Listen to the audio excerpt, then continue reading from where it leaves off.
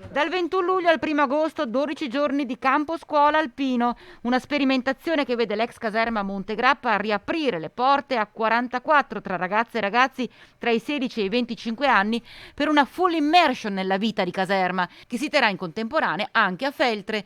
Una scelta, quella dell'età ben ponderata, ci spiega il presidente nazionale ANA Sebastiano Favero. E noi ci siamo accorti che facendo i campi scuola fino ai 14 anni, poi tanti ragazzi, ovviamente il tempo passa, soprattutto nella gioventù ci si perde in qualche modo, e quindi farlo dai 16 ai 25 è un modo anche per rinsaldare questo tipo di legame e dall'altro lato dare agli stessi ragazzi delle possibilità.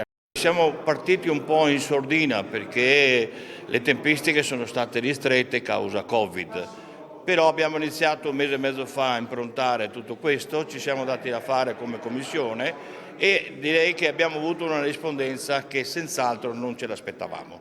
L'anno prossimo sarà esteso a tutta Italia, un progetto che va oltre la convivialità, ma diventa, in linea con il pensiero alpino, un progetto formativo supportato anche dalla Regione Veneto. Abbiamo condiviso che questo campo possa diventare un punto di riferimento per la formazione dei giovani.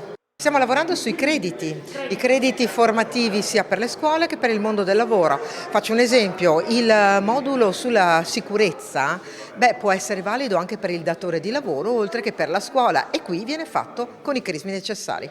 Tante le novità.